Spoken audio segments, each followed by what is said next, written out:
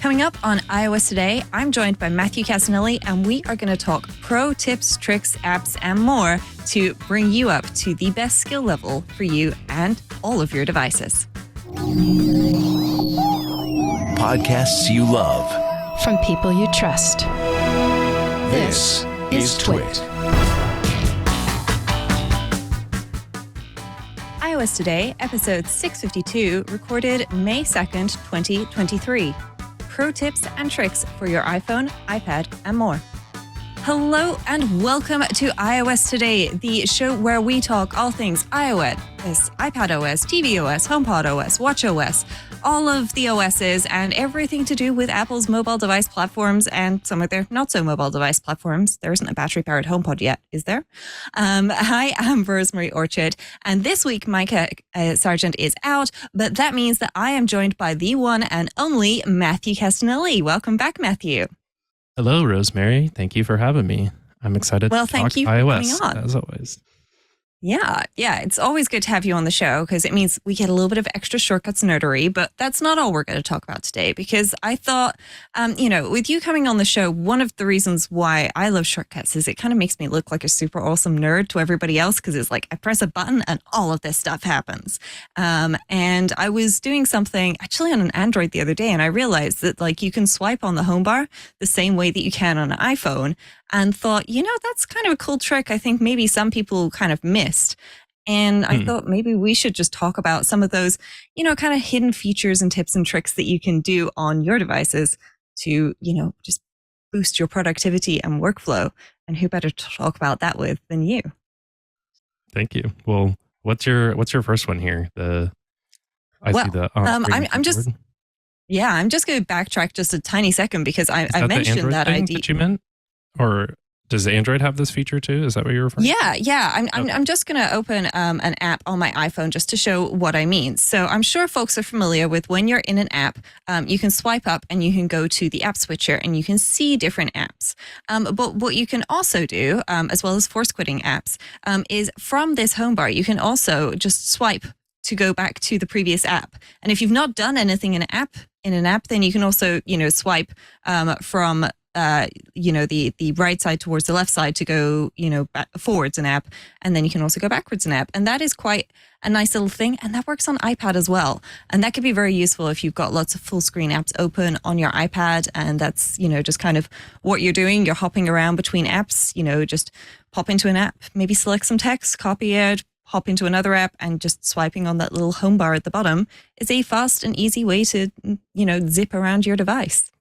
Yeah, it's like Command Tab it's the gesture for Command Tab if you had a keyboard on there. And I think on the iPad it's 4 fingers also to swipe the entire app out, but this is kind of the same way. You can just do it with 1 finger down on the menu below. Yes, yeah, exactly. And it's one of those neat little gesture things that kind of, go get lost a little bit because, I'm sure some people have the Tips app installed and get notifications from it. And equally, I'm sure a whole bunch of people don't. And so one of the things that I know I love, and this used to work slightly differently, but this feature is pretty cool. What you can do is if you're in a document with some text, so I've got the Drafts app open here, but it will work the same in Notes. If I were in Notes, what I can do is I can tap and hold on the space bar and actually I get a trackpad. So I can then move my cursor around the screen. And this can be really useful when I'm trying to, move, like if I typed hello world instead of hello world, I could just zip into that one individual word and change that back. There's a couple of keyboard tricks as well. So if you tap and hold on the globe button on your keyboard, like you would to switch to the emoji keyboard, then there's also buttons so that you can switch to a left-handed or a right-handed keyboard. So if I switch to the right-handed keyboard, those of you who are watching the video will have noticed like the QWERTY section or, the actual keypad section has kind of shifted off to the right. There's a little gap over on the left. And that means that I can now type much more easily with one hand if I want to. And similarly, I can switch it to the other side. And then I can also tap on the arrow at the side to make it back into a full-size keyboard. And I think, it's one of those things where you don't necessarily need to know about this stuff all the time. Maybe you've accidentally activated this once or twice and then, didn't know how to get rid of it. But it can be, a very nice thing, especially if you're trying to juggle a bunch of things, but you also need to send a message and dictation's not quite hearing you right, as just a way to be able to type a little bit faster and more precisely with one hand. Yeah, those are great. I definitely use the keyboard, the space bar moving the cursor thing a lot, because it's just like I think you still can do the magnifying loop by like pressing and dragging through the letters. They took that away for a while, but brought it back. But that one's a lot easier. The one that I still struggle to remember to use or like mostly execute is the iPad version, where you can do it across the full keyboard. And you can do this on the phone too, but I think it was originally on the iPad, where using two fingers and dragging across the keyboard also moves the cursor. So that's like you have this huge trackpad on your iPad at any moment to move the cursor around with, which is nice. Yes. Yeah, you can do that. And it is nice. It's perhaps a little easier to see on the iPad if my iPad will pop up, and I'll just move myself out of the way here because I'm over the text that I was about to show you folks what I'm doing. So the spacebar is down at the bottom on my iPad, but then once I tap and hold on that, then I get the trackpad over the full keyboard area. And this is very useful. If I had a big block of text, I could go up and down in this as well. The other thing is what you can also do is tap and hold on that little hide button down in the bottom right, which if you're watching the video, you should just be able to see the sort of popover for. And then you can choose to undock your keyboard or split your keyboard. And splitting your keyboard can be quite nice, especially if you then transfer into portrait mode. I've got my iPad mini here. I can now type with two thumbs on my iPad mini pretty nicely. And that's quite nice to be able to do. And, I think it's one of those things where you may, not think about this sort of thing very often, but every so often go, was this a feature? Like, am I remembering that this existed? Or was this one of those rumor roundups that I saw every once in a while and then it never actually made it into reality? Because I know that confuses me, Matthew. I'm not sure how often you've gone looking for a feature that it turns out doesn't actually exist. It was just in a rumor roundup and looks so real. And you assumed it was. There's like 6 features that they've released and then like took away and like never really properly fixed. And those are somewhere I'm like, wait, couldn't we do that at some point? Like that always happens. Do you use the floating keyboard on the iPad a lot, like the mini version and everything like that? Because I find it. I try with the pencil, or I try to swipe on that keyboard when I'm using the pencil, because I'm not usually holding the iPad, and so that's sort of like it's almost like so meta. I'm like holding the pencil using a mini size keyboard, and then I'm swiping on that keyboard to enter text. It's like breaking my brain a little bit sometimes when that happens. Yeah. So for me, what usually happens is I end up with this mini floating keyboard, which I'll just pop up on screen to show folks, because I've been using that Apple Pencil and saying, I've been writing. And then I usually end up going, wait, how do I get rid of this?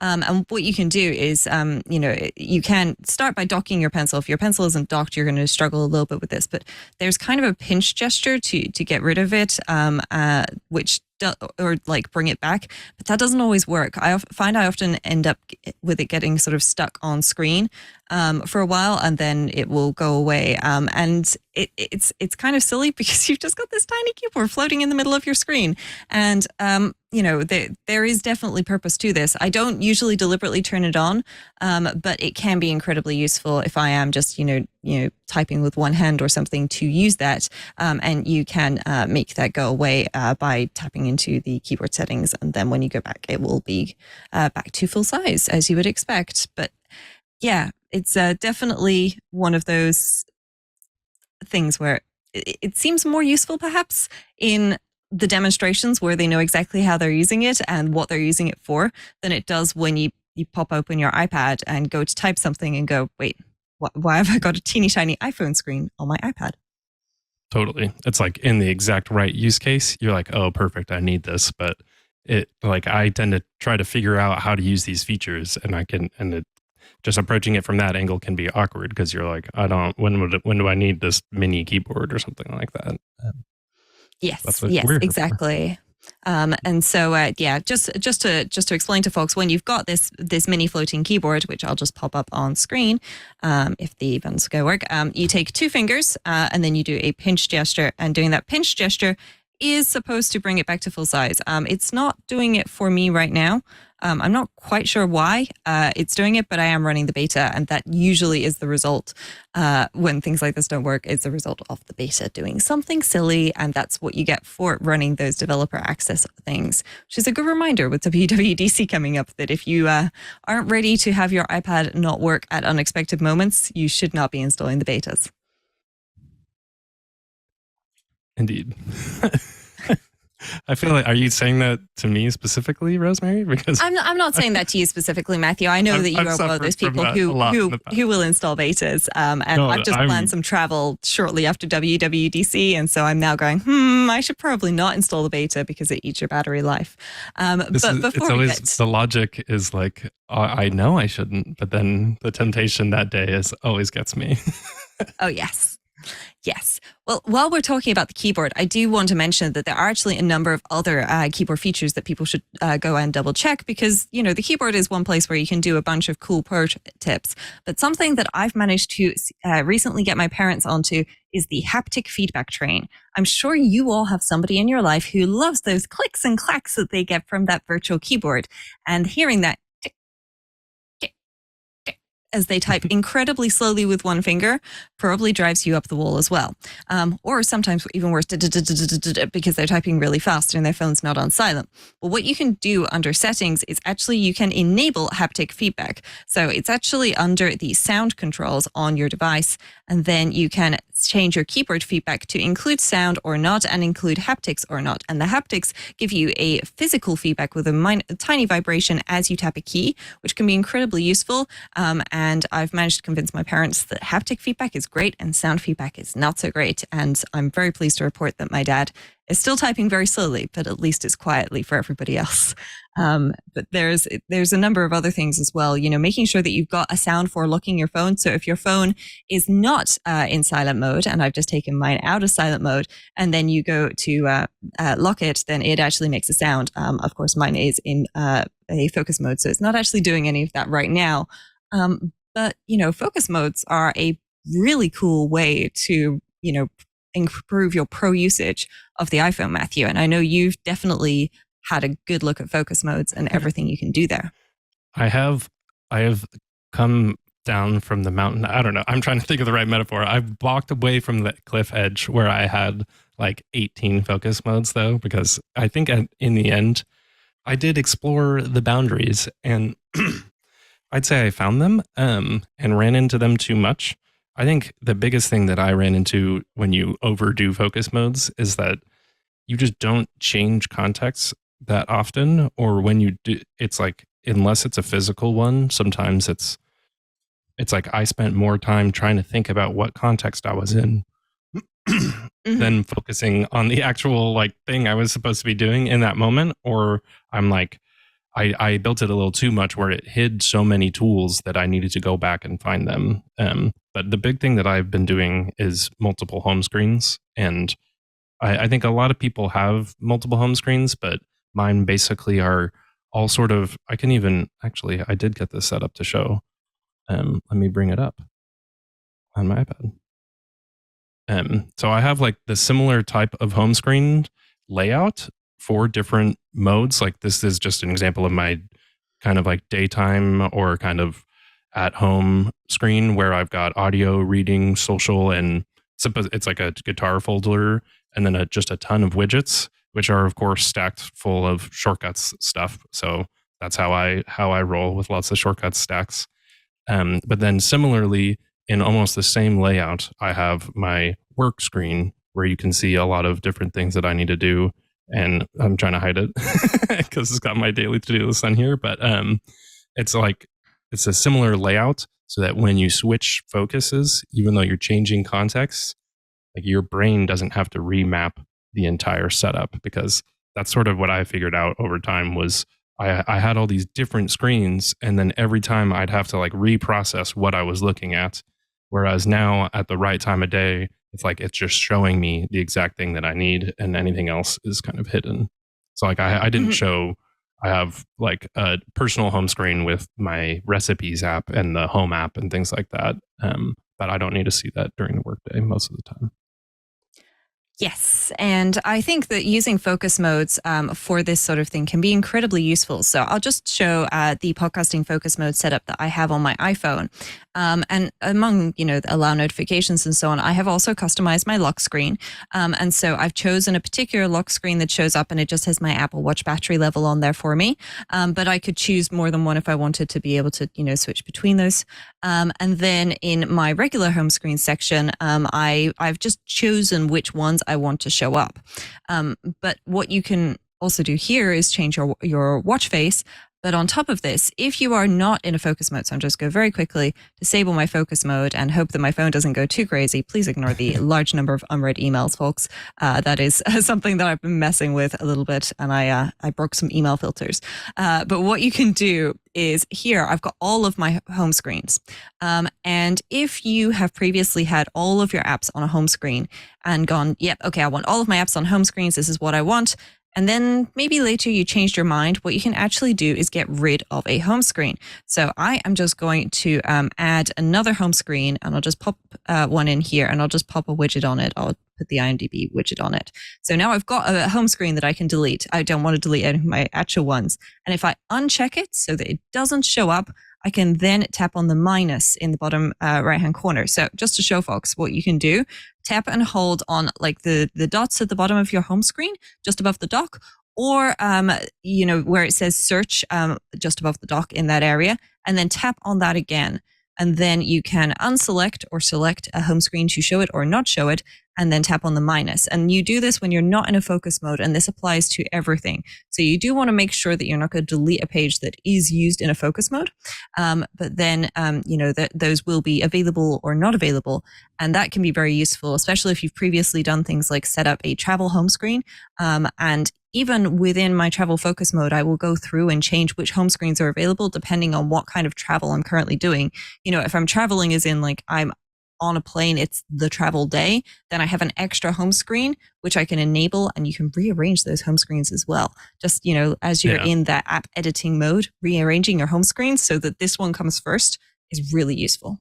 So I have a meta tip to build off of that. I have done this home screen stuff so much. Like, I'm not joking. I've done it 25 to 30 different times, rearranging my home screens. And so one tip that I learned, here, let me bring up the iPad again, is when you have a lot of screens and you want to drag stuff, I guess this is more for iPhone because the app library is visible on the iPad, but the app library is all the way to the right on the iPhone. And so if you want to put something on your first screen, you have to drag it out of the app library and then through each home screen left to right. And it doesn't work very well. So one thing is you can you can remove something from your dock and leave it in your dock, and then like swap home screens and then move it back out. The other thing just with the rearranging home screens is you can physically just move your first screen back to the end and then just drag out of the right side of the app library into that one screen. But it's like when you have 12 or 15 screens, the time spent moving these icons actually adds up. So that was just like a meta thing that I ran into. I was like, oh my God, I'm just dragging these so much. I think another thing with widgets that a lot of people, or I don't necessarily know, but I think Apple makes confusing, is when you go to add a widget, it suggests either a smart stack or individual widgets, but it doesn't really clearly tell you that you can stack widgets. And so like you don't have to start with a smart stack. You can just take two widgets and drop them on top of each other. And that creates a smart stack. And then also like if you toggle the features, the smartness of it, you can actually turn on or off and have it rotate depending on like whether or not you used it last, or it can also add suggestions if there's room. You can only ever have 10. So like the smart rotate thing will learn from your behavior, and specifically for shortcuts, which shortcuts you run, and then it will show you that widget at that time of day and things like that. So it's super powerful if you kind of are willing to get into the depths of it. Yes, definitely. And while we're talking about the app library, I did want to mention that under the settings app on your device, this could be an iPhone or an iPad, you can choose whether or not your newly downloaded apps get added to your home screen or if they get added to the app library only. And so that means that either they get added to a home screen and it keeps automatically creating new home screens when those home screens fill up, or it could go straight into the app library. Personally, I don't want apps on my home screen. I want them in my app library.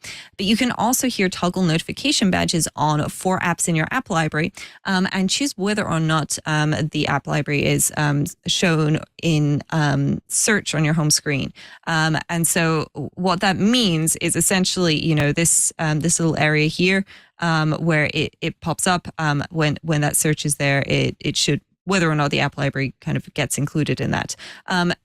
Apple's documentation is not completely clear on exactly what that translates to, but that, in my experience, is what is there.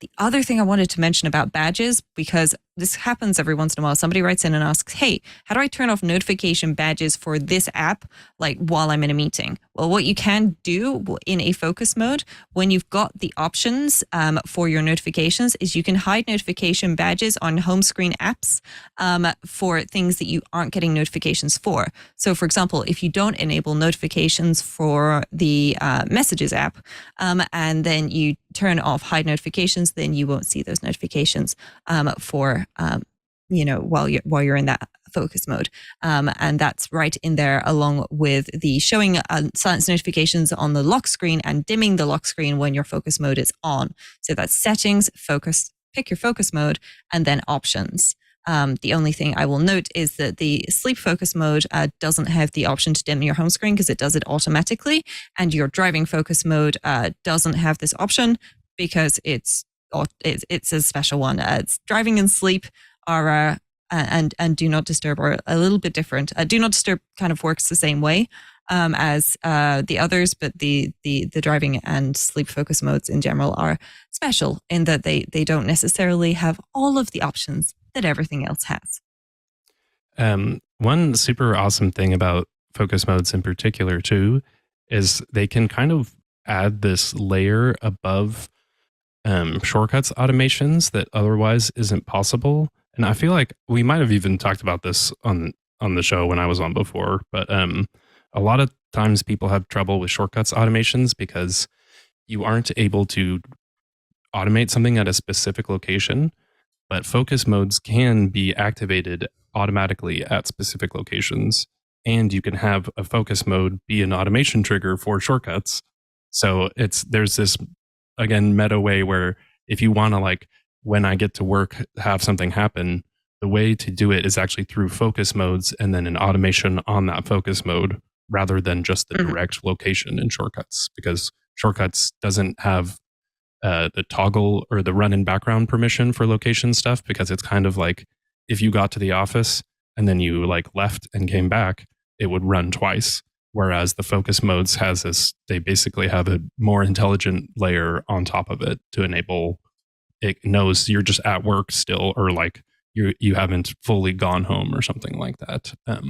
So that's actually like very helpful with those, especially for that kind of like meeting thing or just like triggering these different features at the right moment. Then you can have shortcuts do even more and open the apps and turn on your lights or something like that. So it's fun. Yes. Focus modes are amazing. Yeah, no, I have to say, using the trigger modes for a focus mode can be incredibly useful. So I'll just pop open my iPhone here so people can see I've got 2 triggers for my work focus. It's 9 to 5, Monday to Friday. So that's weekdays, and that's just the schedule that I've set up. And then there's also at a particular postcode location, which is a train station in Bristol, more or less. But you can then add more, and you can have as many triggers on a focus mode as you like to an extent. I suspect it tops out around 10, same as the number of focus modes does. But this means that you can have multiple different locations in there if you need to. And so that can be really useful if, for example, you are similar to David Sparks, who's my co-host on Automators. He has a Disney focus mode, but Disney's big and you might park in multiple locations. So he's added lots of locations, and that kind of builds a bubble map to cover Disney. If you think of, the focus modes, when you add a location, it's not that individual dot. There's kind of a little circle that comes out around it. So if you add dots everywhere, then they overlap in a lovely sort of bubble Venn diagram to create all of those options for you. And it's really nice seeing what you can do, and it's worth, if you haven't checked it out in a while, seeing what other filters you can add to your focus modes, because more and more apps have added support for filters. So for example, you can choose in your calendar which calendars actually show up, and in mail which mail apps show up. But you can do this in way more applications now than you've ever been able to before. So many developers have been going through and adding this. And, it's just really nice to see all of these options coming up. And, you can be a pretty cool power user without ever opening the Shortcuts app, I promise you, just by going through the settings and having a good look at this stuff every once in a while. You might think, I don't know about focus modes. I don't want like notifications going away or something like that. Don't remember, focus modes changed with the most recent version. So instead of just saying, hey, I want notifications from this app, and this app, you can say, I want notifications from everything except that app. And that will, probably be what you're looking for. And that, for me, that's why I now have a personal focus mode, because it just turns off work. It's gone. That's it. Bye-bye work. I don't want work showing up anymore. And so, those apps and accounts go away. And that is something that is definitely worth looking into. I'd say too, like that detail makes a difference, because you used to have to go through and allow every app, and then if you missed it, you'd kind of be screwed. And so now you can kind of like set it up and really not choose any of the preferences right away, and then go back and kind of like add in specific apps. And like, I think that's what I did that helped me. I could tell it was too much to set up, and I just was like, I'm just not going to choose these settings, but I'm still going to go through and get the home screen benefit. And then later I kind of tweaked it.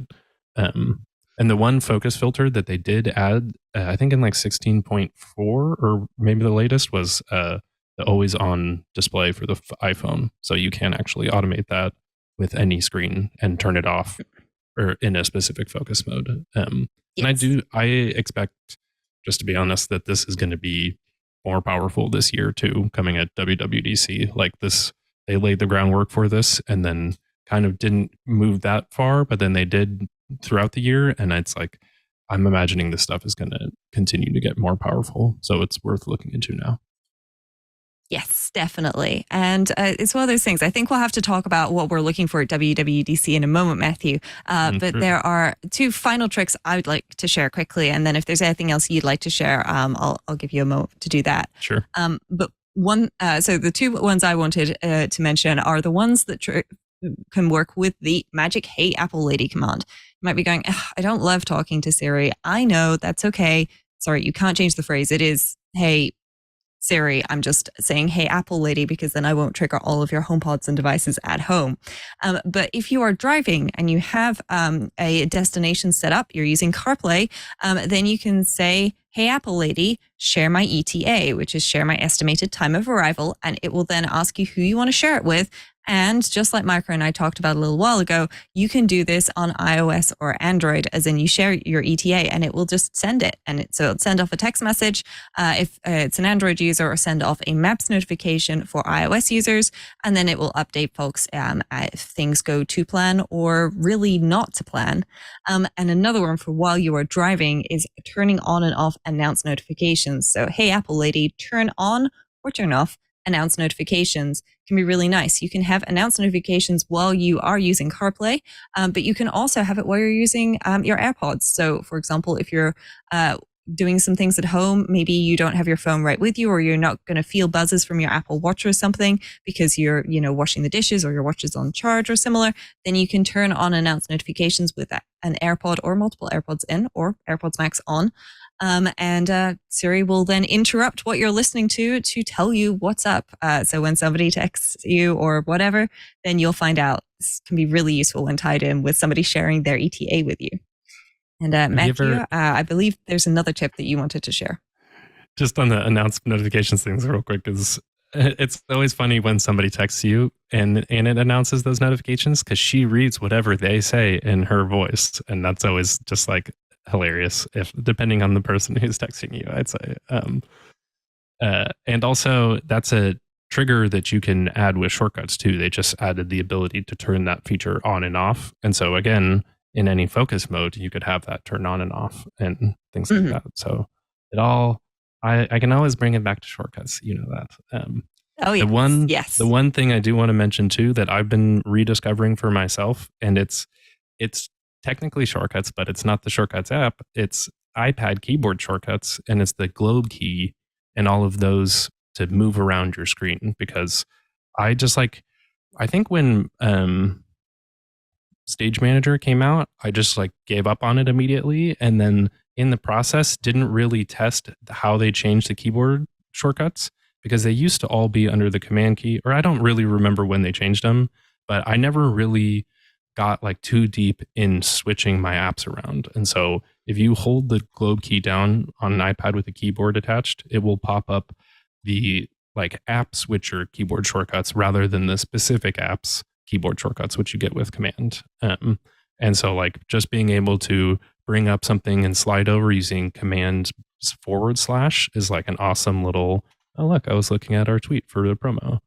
And then being able to switch apps. I think the huge thing though, okay, this is a bad example because I have settings open.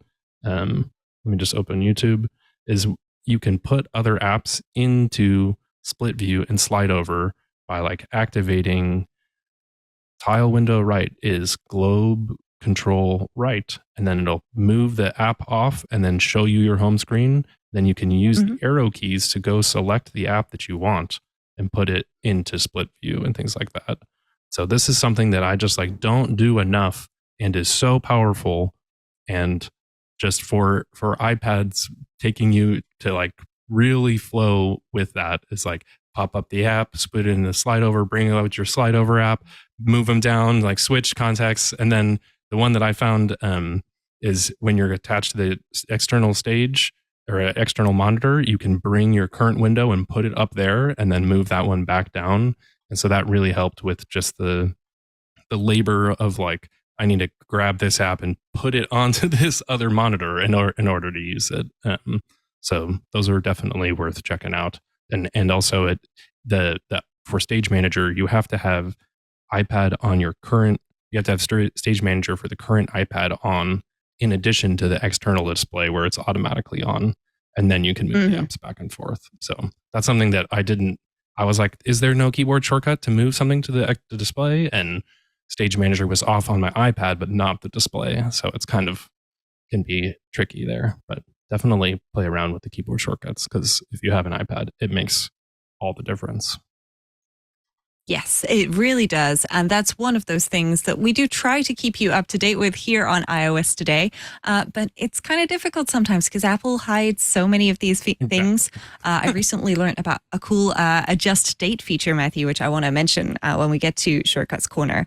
But before we go into Shortcuts Corner, I did want to talk about the news, because there's a couple of things that are happening this week, but it's a little bit quiet because WWDC is coming. But before WWDC arrives, the good news is Apple and Safari specifically, that's the browser on your iPhone, your iPad, your Mac, has overtaken Microsoft Edge as the second most popular desktop browser. So well done, Safari. The WebKit team there have actually been doing a really good job, adding a whole bunch of stuff. They do this constantly. I'm really constantly impressed by the whole Safari team at Apple. But they have officially overtaken Edge by 0.87%. But still, they've overtaken Edge, which personally I think is a sign of both the popularity of Apple devices as well as how great Safari is. Yeah, that's definitely. I use Safari. I use a combo of I use Chrome for kind of media stuff and Safari for what I'm working on, almost as a way just to separate it so that I'm not watching YouTube while I'm working and things like that, because it's physically in a separate browser. And also just some of it runs better there. But also I've been a Safari user for a long time, so keeping up the stats. Yes. Yes, exactly.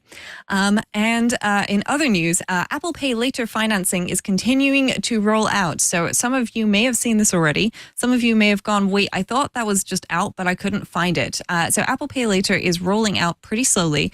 It's only available in, I believe, the US and possibly Canada at this moment in time. It is the US only. You must be 18 or older and be running iOS 16.4, but it is then rolling out randomly to users and will let you, if you are allowed to use it or it's been enabled for you and everything goes through, split purchases into 4 equal payments made over 6 weeks with no interest or fees.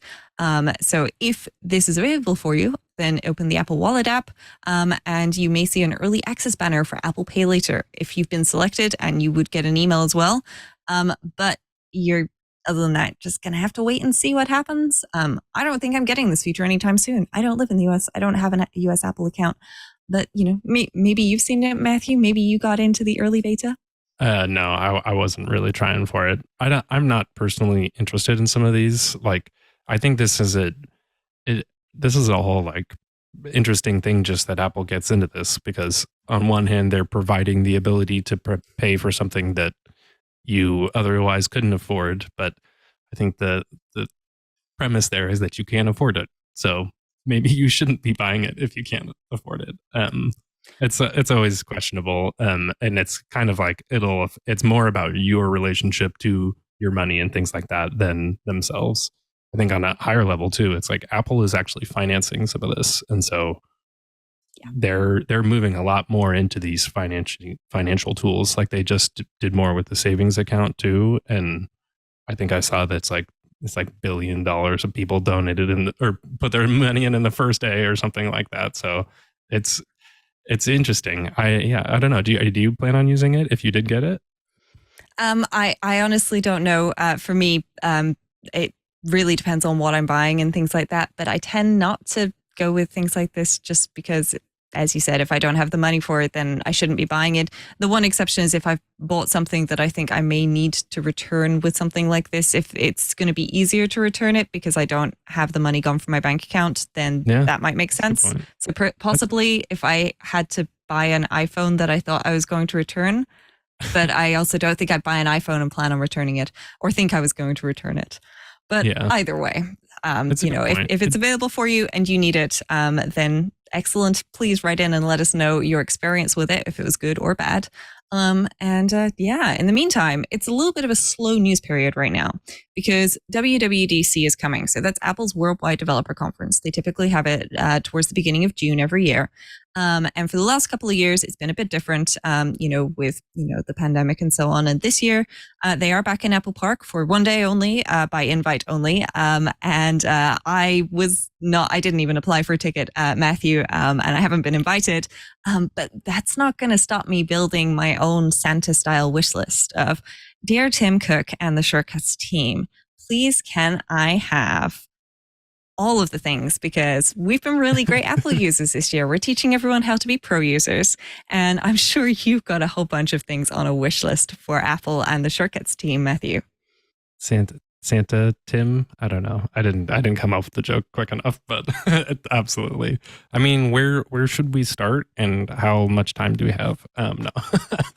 I made a list of like every app that they have and all the actions that I'd like to see. So I don't need to go through that. I'll probably just publish that soon. Yes. Well, any that we don't get to, definitely put into a blog post so that we can share that with folks.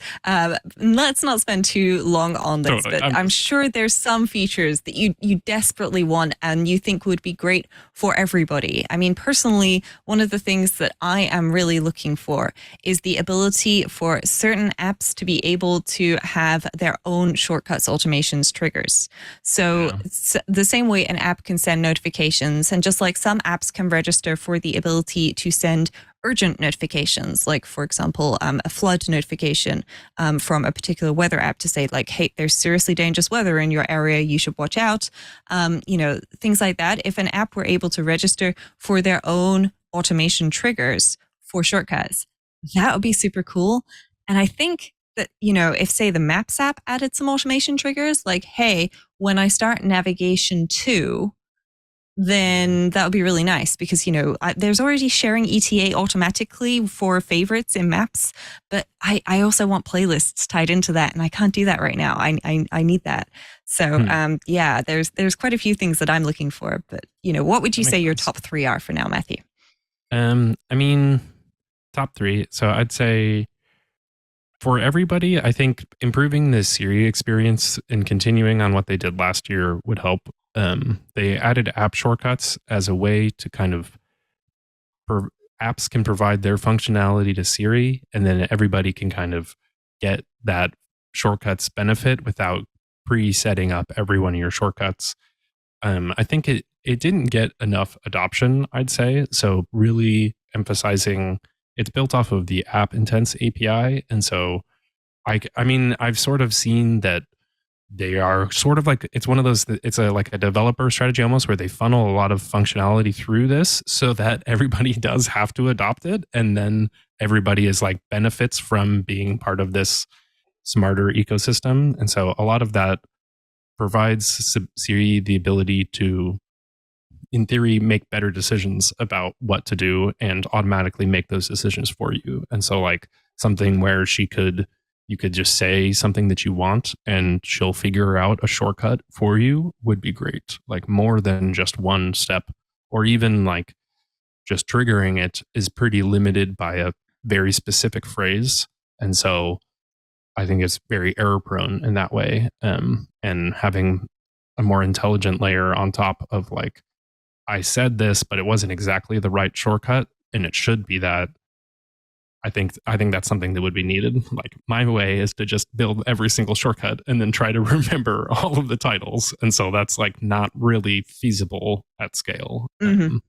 So definitely Siri there, and just like making that experience more integrated, and like shortcuts you can do multi-step responses, which isn't really something that Siri does often now, but kind of blending what standalone Siri is and what shortcuts can do into like Siri shortcuts in a more just like they say that word on stage could be like sometimes that alone can just like now it's a thing, and the general public is, if it's ready for them, like they need to like tell people that.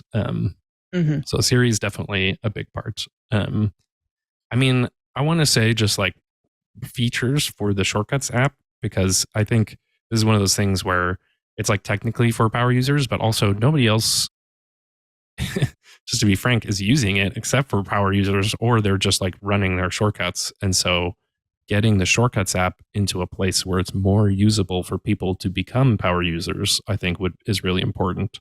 And a major one is just bugs, where the app just like kind of doesn't work sometimes, and the way that you think it should be working is the way it should work, but it just doesn't. And it's so you think you're doing something wrong, but it's actually just shortcuts. That's something that shouldn't be the case. Yeah, it's just like if you run into it too many times, you're never going to bother. But I think that's where it's like, if this really is the thing that Apple's doing going forward, they need to make sure people aren't just suffering through it because they have to, and it's actually an enjoyable experience, which it often is. It's just like gets bogged down by the forward progress of time and just technology too in general. And just like going more with that, like sharing shortcuts is something that I think is possible right now, but just through sharing a single iCloud link to one shortcut at a time isn't feasible for me to be able to share my collection. So like I can just share a folder with somebody, or if I share a shortcut that relies on another shortcut, it like packages them into a bundle and gives you all at once. That kind of stuff would be great. Yes. And organization tags or subfolders, or I want all the Swift UI icons. I want some more icons, like stuff like that. But in the larger experience, it's like having shortcuts really scale to your whole phone, because I am the person who's, in theory, I'm using it more than anyone, but I can't because of the way the tool is limited. And that is a bummer. And I'd like to be able to do that more. And I think that's something that people run into, is like, how do you realistically use shortcuts at scale? I don't think they have it solved right now, because I'm living that day to day, and it takes a lot of time. And so that's not, that time to value ratio gets off, and there is all this power, but you have to invest a lot of time. And so getting it so you can use the power and you spend no time, or you can go even deeper and get that even more power, I think should be emphasized. I don't know if they can do that this year, but that's just a longer term goal. Well, with what you were saying there, Matthew, I do think that it would be great. There are sticker packs on the App Store that you can download for iMessage. It would be great if there were shortcuts that you could download from the App Store from published shortcuts authors. Yeah, hey, I mean, you can publish a sticker pack, you could publish a shortcut, and then they would go through a gallery and a vetting process. And that would be great. You and I would have loads of stuff up there. The Mac Stories folks would have loads of stuff. And it would also mean that we could, put links in to those shortcuts in the show notes instead of just, here's a link, but then you could also search the gallery to find those solutions later, which would be really lovely. For me, there's one big one, which I kind of feel like it shouldn't be a big ask. So if the shortcuts team haven't done this, maybe they've got time. Here on my iPad, when I go to add a new shortcuts automation, I've got time of day alarm and, various other things, like when various focus modes enabled. But there's one focus mode that's missing here that is on my iPhone. And that's the sleep focus, because on my iPhone, under time of day and alarm, in that section at the top, I've got sleep. And I can use my sleep focus mode when wind down starts, bedtime begins, or when waking up. And I understand that this is linked to, specifically recognizing from my Apple Watch and my phone when I'm actually, sleeping and waking up and so on. But I would really love it if over here on my iPad, under the focus modes, I had, same as I've got driving, same as I've got podcasting and all of my other ones, that I had a sleep focus mode. So when sleep turns on, I could just use that as a little reset trigger to be able to reset, things that have maybe changed over the day on my iPhone or on my iPad. Because, there's nothing worse than, for me, I turn off rotation lock, or I turn off the silent mode. But I only want it off for a couple of hours. I don't want things like that on for ages. And when I go to sleep, it would be nice to be able to use the big power of the iPad to do things instead of having to rely on my iPhone or, handing things off to another device running, say, Pushcut Automation Server, which, full disclosure, I'm a developer of. But I have a little iPhone that's just sitting here that just runs shortcuts for me whenever I need them run, because they can just do it in the background. It's always there and it's unlocked.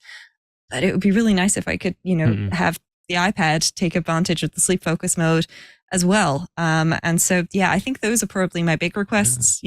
Give me some more automation triggers from app developers.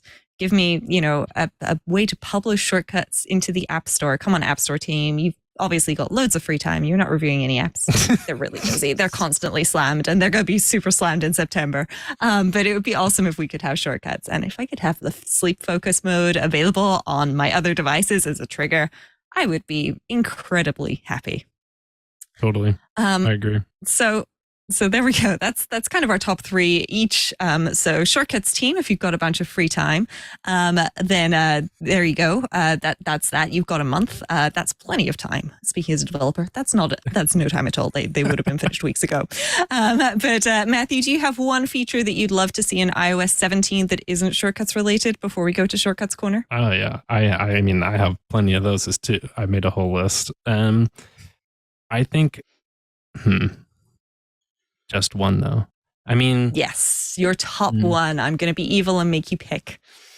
This is almost random, but this is interesting.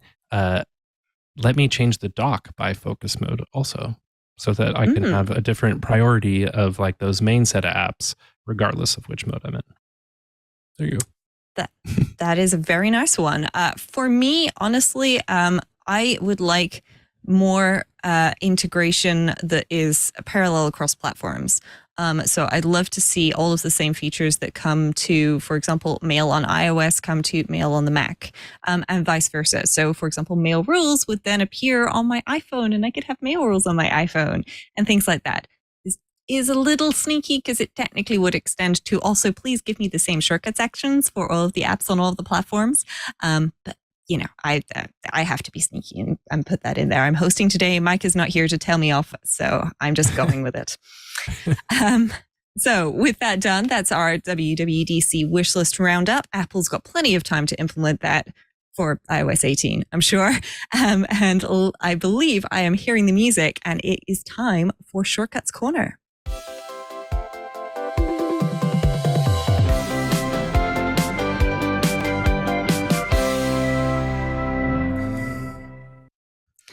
All right. So today I've kept it at just one feature request because this is a little bit more complicated, and I think we may need to include a little bit of background. But I'll start by reading Dave's request, and then we'll explain some of what Dave's talking about for everybody else before we give folks the answer. And I'm glad Matthew's here to help me on this one because it's featuring two of our favorite apps, Shortcuts and Airtable. Oh, yeah. Anyway, so Dave has written in, hello, Micah and Rosemary. Well, he's also probably saying hello to you, Matthew. I have an Airtable database that tracks my usage of an EcoFlow Delta Max portable power station. Ooh, sounds very cool. I'm going to have to find out what exactly that is. Sorry, that was my editorial.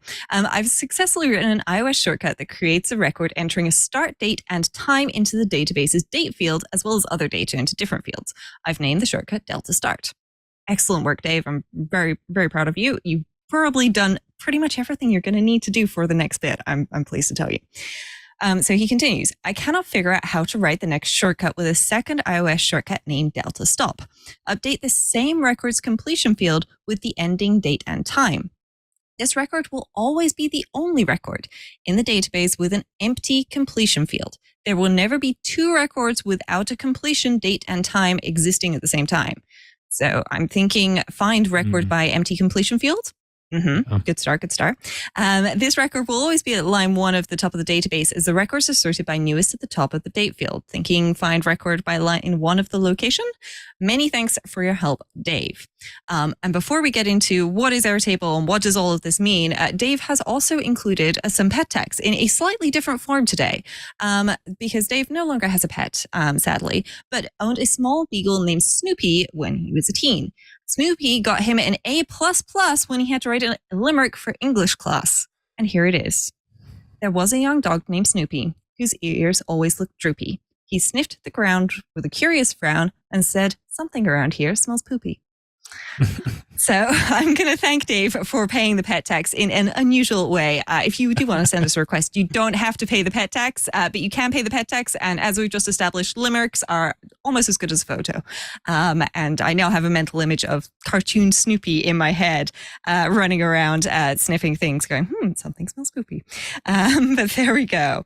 So what we need to start with is a little bit of background for some folks because they might be going, wait, I'm not sure I understand what's going on here. What is Airtable? So Airtable is a database, and I know, Matthew, you've used this a lot. I use this a heck of a lot. I was prepping for iOS today.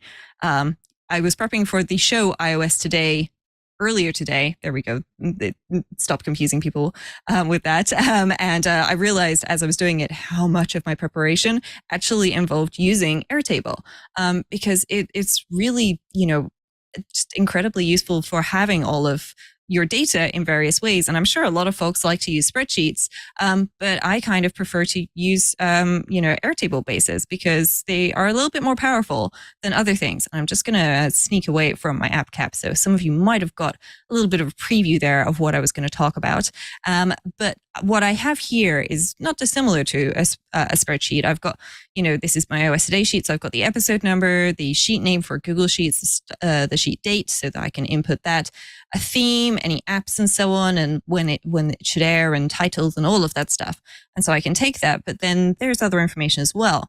But I think what we should probably start with, Matthew, is actually doing some of the work in Airtable instead of in Shortcuts. Because if you create a view in Airtable, and I'm just going to call this one grid number 9 for the time being, then what you could do is actually right here, you can then actually filter your view to say, hey, I only want to include these fields, for example.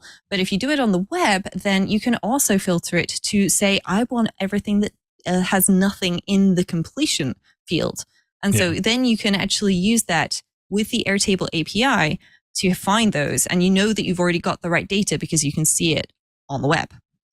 Yeah, that's a good way. It's like just requesting data from that specific view that only has, if it's filtered to just have like this one completion date field is empty, then there'll only be one record in that view. That makes sense. I mean, I think so I do a lot with Airtable also. My whole shortcuts library and website is built off of loading my data into Airtable and then like processing it, and then I send that out to WordPress.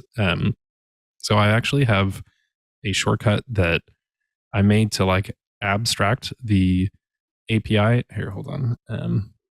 Into the just the ability to like send in the data, and then I have a shortcut that actually runs all of the different steps. One sec. So I've got my whole Airtable. This is kind of like built to be to work with accepting different data, so that it'll automatically take shortcuts, the fields that Airtable needs, and format them immediately. And so here in this step, video listeners can see, or video viewers can see, I have a dictionary action that basically formats like which table. I didn't put the view thing in here because I don't actually use that as much. But then usually Airtable needs a formula itself and then different ways to sort it.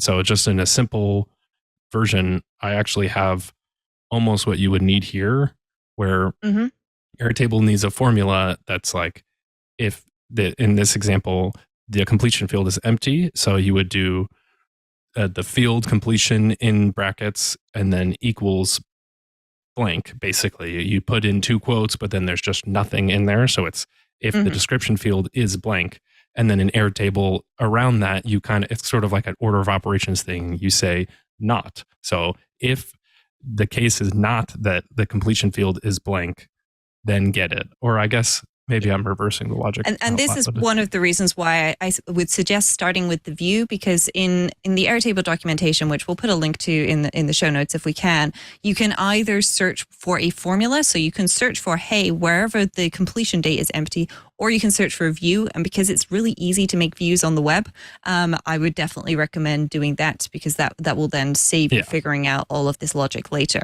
It is also better than my method, but this is just so people know, like, this is how you do it directly without, like, what I run into is I ended up creating 45 views and then I couldn't really manage that. And so just doing it directly to like filter out just the one thing where this case is true, and then throughout Airtable, I'll share this shortcut so that Dave can use it too.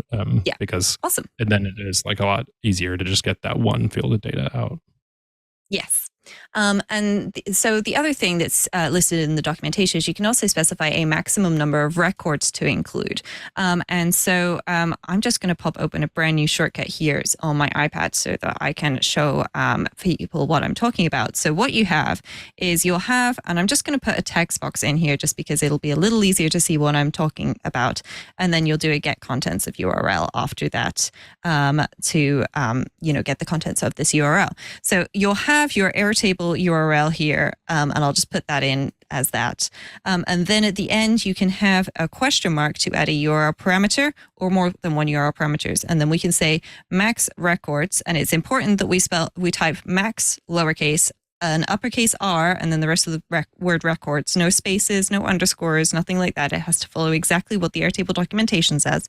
And then we would say max records equals, and because, Dave knows he's only going to have one, you can specify max records 1. If you don't include this, then, it's just not going to limit it beyond the default, which is 100. And then the other thing, if you do the approach of the view, then you'll need an ampersand. So we've started our URL parameters. That's the question mark.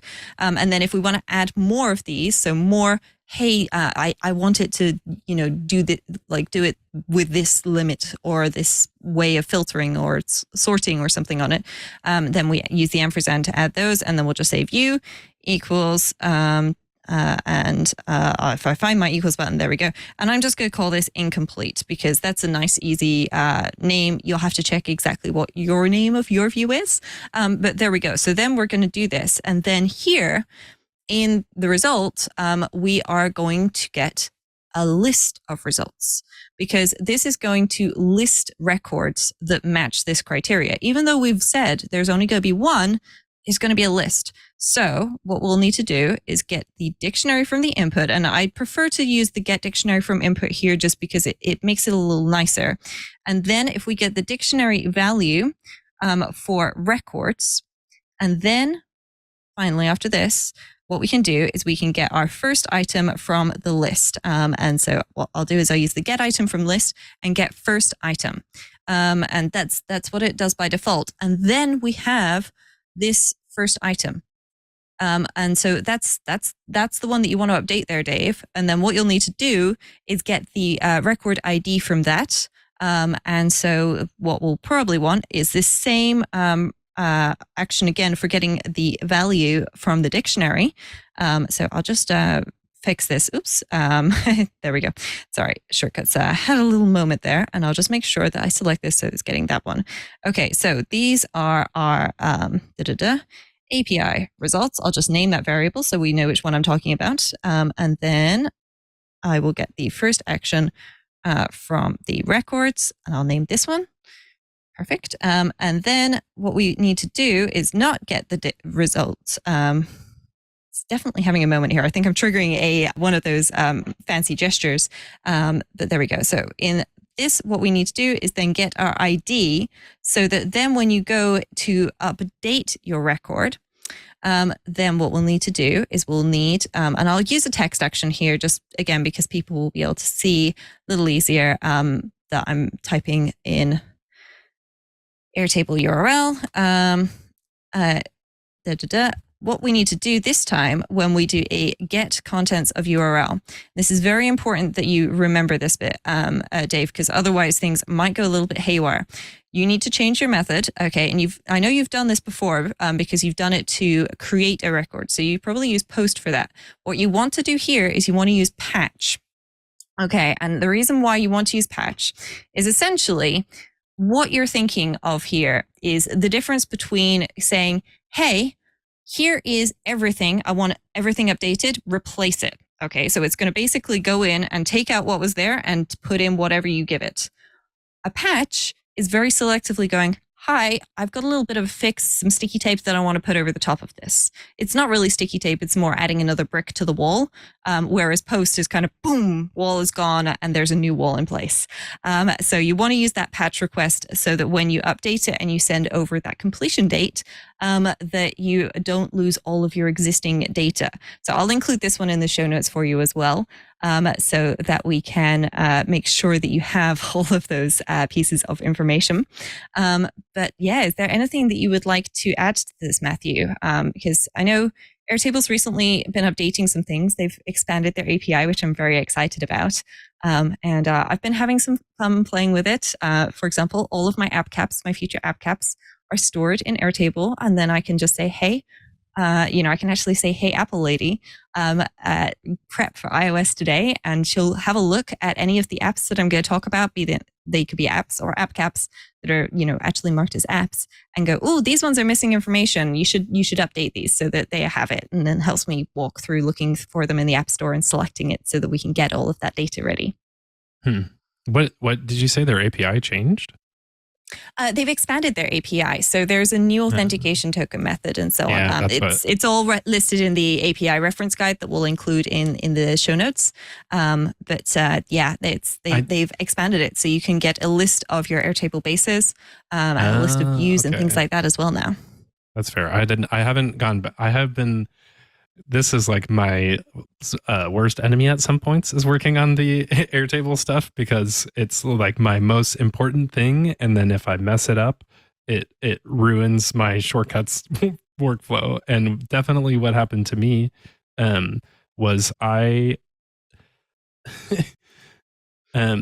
revealed my API key on my live stream about 45 times in one stream. And this update was like designed for me because I couldn't not show it. And then shortcuts kept trying to ask for permission to use it. And so it would show it in the permission dialog, which is just hilarious. And so that's been a nightmare. That stuff about, the thing that you said, that being able to get your view. Oh, you know what? I just looked. Views are enterprise only, so I can't list my views. I was just gonna say, but you can list all your bases at least. So yeah, that is good.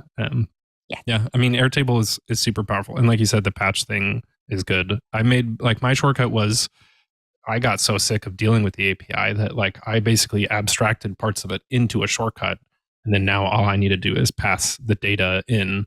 But it's just built for getting data. So like you said, putting and then patching information is more complex. But that's like I'm sure I know you guys have talked about Airtable a bunch, but Airtable is by far the best app to learn how to use APIs with shortcuts, because Airtable's API uses your own real data in the documentation.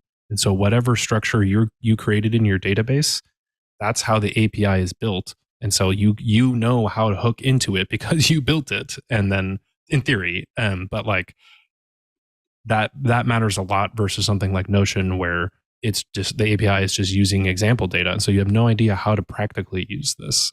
So yeah, Dave, good luck. That sounds like a great use for it. Yes. And I'm always excited to hear what our users are doing with shortcuts. We've got some other great questions lined up for next week. So if you're thinking that today's one sounded a little bit complicated, then don't worry, tune into next week's episode of the show for some other Shortcuts Corner information. And now I believe it is time for feedback. And I think we've got time for just one piece of feedback, perhaps, which was a tip from Mike, who wrote in to give me a tip on Siri mispronouncing Micah as Mika. I don't know if you've had this, Matthew, where Siri insists on mispronouncing people's names, which is just incredibly frustrating. Basically, yeah. But yes, so Mike said, "Hi, Rosemary. On iOS today, 6:51, you mentioned Siri mispronouncing Micah's name despite teaching them several times. In the Contacts app, you can manually add phonetics and pronunciations for people and company names. You can add phonetics for first, middle, last, and company names, and you can add pronunciation for first, last, and company names. To do this, go into the Contacts app and find the contact, tap Edit, scroll down, and then add field. Thanks to you and Micah for a great show." So I did know this, and I have actually done this with Micah, and Siri somehow still ignores things. But what I did, because Mike wrote in, and that, I was like, there's got to be something wrong here. I nuked Micah's contact. I deleted Micah from my address book. It's okay, folks. I saved his information first. And I made sure I logged into, all of my devices and all of my accounts everywhere and looked, and Micah was gone. He was definitely not there. And then I went through and added Micah back, and then I've redone this, and it's working now, which is great. So thanks, Mike, for messaging in. You made me do the thing that I was being too lazy to do, because I just didn't want to lose all the data, and it does break a bunch of stuff, but fortunately it's all working again now. Have you seen I feel like this was a story like 5 or 10 years ago where people would go into Apple stores and change the pronunciation name of the like personal contact for the iPhone, like the me contact, and they just change it to like a swear word or something. And then you ask Siri, "What's your name?" And then she swears at you in an Apple store, and like at a random person or something like that. So definitely don't do that. I didn't know there was pronunciation. I remember the phonetic thing, but I didn't know they added it's like you type it as it sounds. So like Micah would be like MYKAH, and then it might get it because that's what it sounds like. So this is not just using your standard alphabetical or standard Latin alphabet. For those of you who are using Latin alphabets, this is specifically, I believe, using IPA, which is a pronunciation alphabet. It's got different characters which are designed for how you pronounce things, but even those have variation between them as to how you pronounce things. I've taught entire modules on this. Is there an API for that?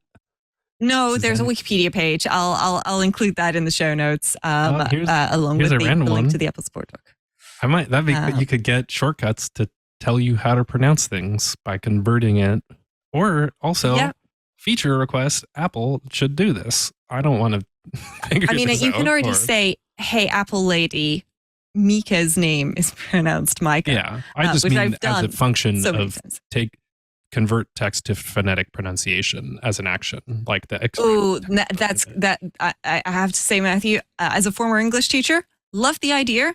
It's not going to work. READ. That's How do you why pronounce this word? It is contextual. Well, yeah, Is it read or is it read? Siri can do it though. Apple's got the money. Yes. Yeah.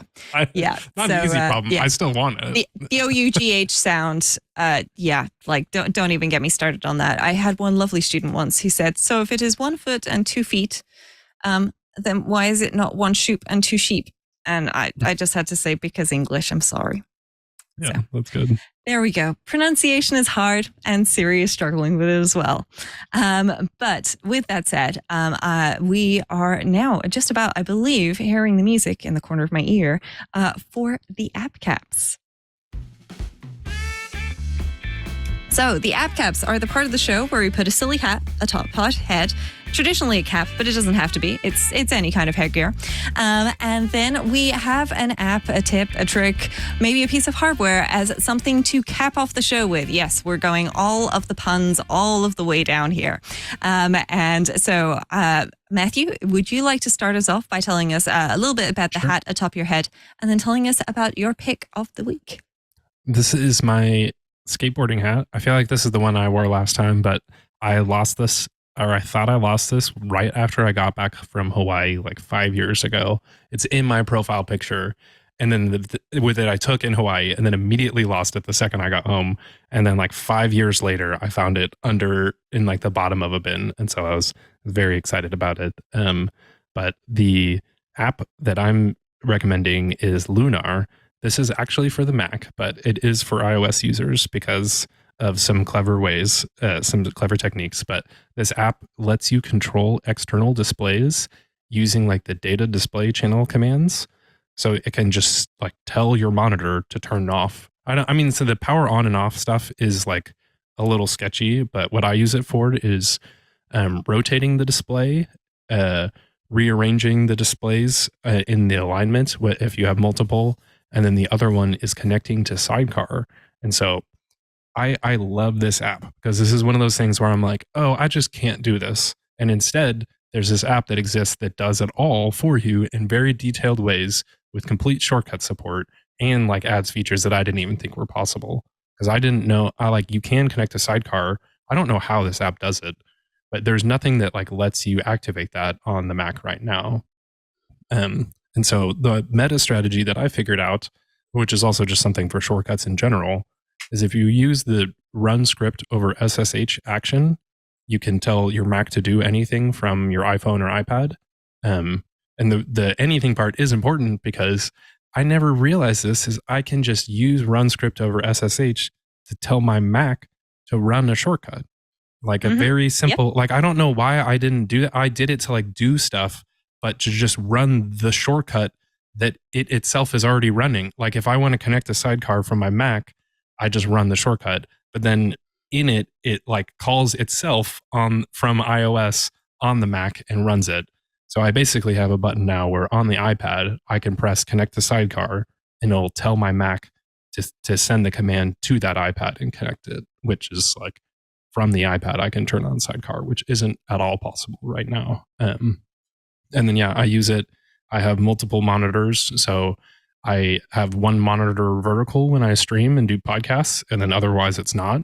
So every time I rotate the monitor, also I got to rotate my app cap a little bit. That was the effect. Didn't go very well.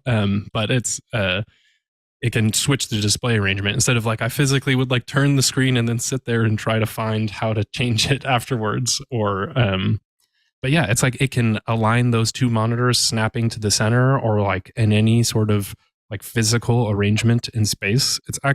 It's super, super powerful. And you can have like 4 displays and your iPad all connect and get set up in the right perfect arrangement. It's like the ultimate contextual context shifting app for the Mac to kind of like allow you to do that. And for anyone with an iPad, it's like sit down at your Mac with your iPad, press this button on the iPad, and your computer turns on, and the iPad is now part of that Mac. It's like, this is awesome. It's also, I think, it's free except for certain functions are in the Pro part. The app itself can like it's mostly designed to like monitor, like if it's at 10 a.m. have this arrangement, and then at 6 p.m. turn on True Tone and do these things. And there's like pro modes that are paid for, I think it's $23 for a lifetime access. All of the shortcuts though are free except for disconnect sidecar. And that was a perfect paywall because I had used all these. I was like, hell yeah, I got all my shortcuts for sidecar set up. And then it's like, oh, but you want to disconnect, which you do want to use through shortcuts. It's like, here's the paywall. And I was like, all right, you got me at that point. It's like just enough that it stopped me and I wanted it, but then I also got all the value for free. So definitely cool. And I want to, like, the developer is super active in his Discord. I had like monitor vertical portrait and an iPad below, and I couldn't get that right arrangement. And he helped me figure it out in just like a couple of seconds. So definitely worth checking out. Awesome. Well, it's always nice to hear about a variety of apps that are available. And so it's time to move on to my app cap for today. My app cap today is a combination of software and hardware because there's a whole bunch of different software out there that can do things with one of these. And one of these, the thing that I'm waving at the camera, I've just realized I haven't told people about my app cap. I should say I'm wearing a red fez. It's got a little black tassel on top, which, can flop around at various sides. And because this is iOS today, there's a little bit of glitter on the top. You can't really see it, but there is glitter up there, I promise. I think that came off of one of my other app caps. But anyway, so my app cap today is a Chromecast. It's, it's a little HDMI thing that you can just plug into a TV through the HDMI port. It needs some power. This one is an older one. It uses micro USB. There's some newer ones that use USB-C instead. But the great thing about this is you can just plug it into a TV, connect it to the Wi-Fi, which you set up using the Google Home app, but then you can cast to this. For folks who aren't watching the video or who haven't seen an Apple TV, I am holding this between my thumb and my index finger. And I am not stretching my hands at all. I can very comfortably hold this. It's just about the width of like 3.5 fingers on my hand, and my hands aren't particularly large. So, it's pretty small. And the reason why I have one of these, I pretty much always travel with one of these. It's in my travel bag because that way, traveling with an Apple TV, even though the newer ones are smaller, they're big. They need like a full plug for actual power. And then they need to connect to the Wi-Fi. They do better with captive portals nowadays, but still not great, and so on. And a Chromecast is small, so if I don't use it, I don't feel bad for it. But it's great, if you're going to a friend's house or something, and their TV maybe doesn't have all the smart TV apps, or you want to do something from your TV, but they don't have casting on their TV or AirPlay or something. A lot of apps have got Google Cast support, including Google Photos, which is quite nice. You can install that on your phone. You don't even have to use Google Photos, aside from having a Google account, to be able to then cast videos and photos from your phone to the TV. But the Disney Plus app includes it. The Netflix app includes it. The Plex app includes it.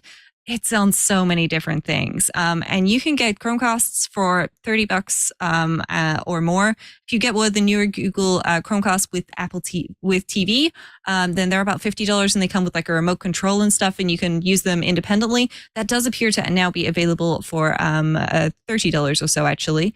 But yeah, I definitely recommend, if you are interested in being able to share media with friends and family, and just being able to just do stuff and look like a cool, awesome pro power user, then you should check out one of these as a goodie to add to your travel bag. You never know when it might be useful to be able to watch a film on a screen that just happens to be handy. And you can do that if you've got a Chromecast. You can cast a Chrome tab too, which is something that I was doing for a while, and put up like my Google Analytics for my work on the TV, and kind of like have that like status boards thing going on with any web app like Airtable. Yeah, exactly. It can be useful for all sorts of things. So I definitely recommend using or having a look at one of these. I was using it just the other day at a friend's place for watching Disney Plus. So it worked out great for that. But in the meantime, that is it for iOS Today this week. But that's not all, because you can always get in touch with us. We do love it if you send us feedback. That can be questions, tips, tricks, requests for topics to cover a show. I've got a really good idea for next week that I think Mike is going to love.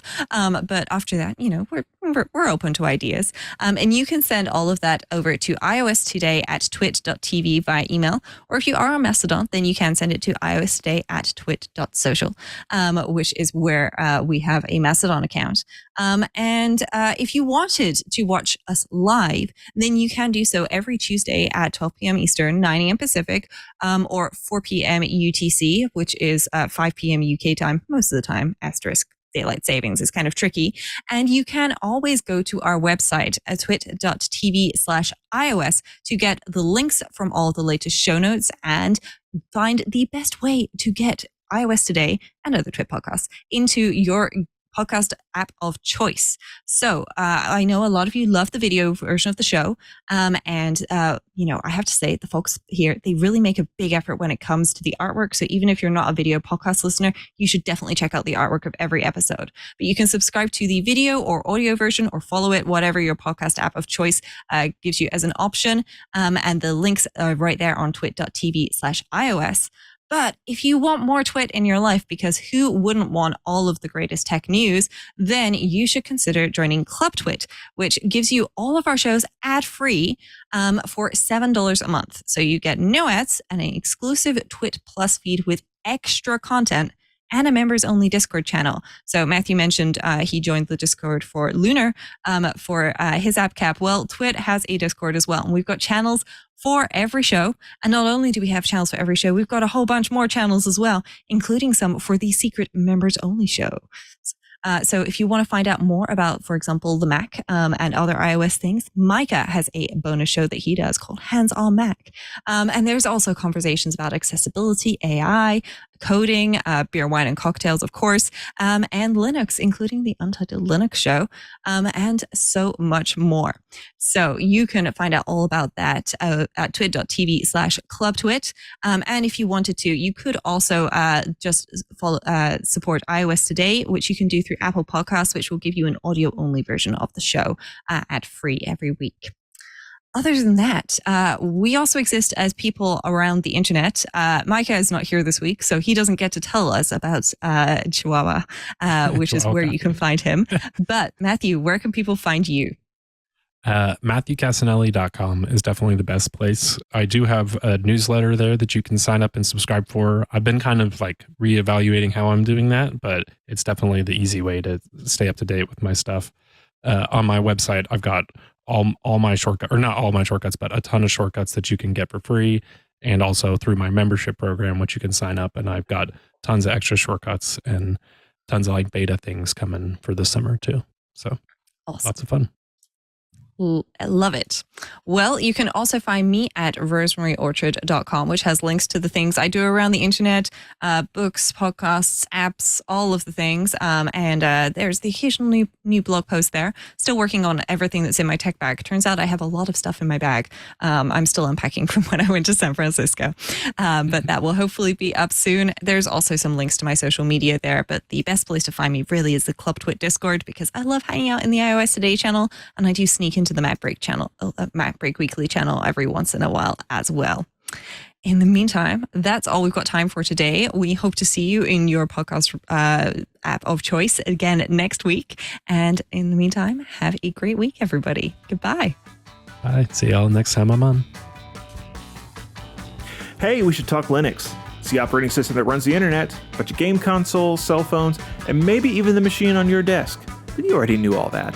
What you may not know is that Twit now has a show dedicated to it, the Untitled Linux Show. Whether you're a Linux pro, a burgeoning sysadmin, or just curious what the big deal is, you should join us on the Club Twit Discord every Saturday afternoon for news, analysis, and tips to sharpen your Linux skills. And then make sure you subscribe to the Club Twit exclusive Untitled Linux Show. Wait, you're not a Club Twit member yet? Well, go to twit.tv/clubtwit and sign up. Hope to see you there.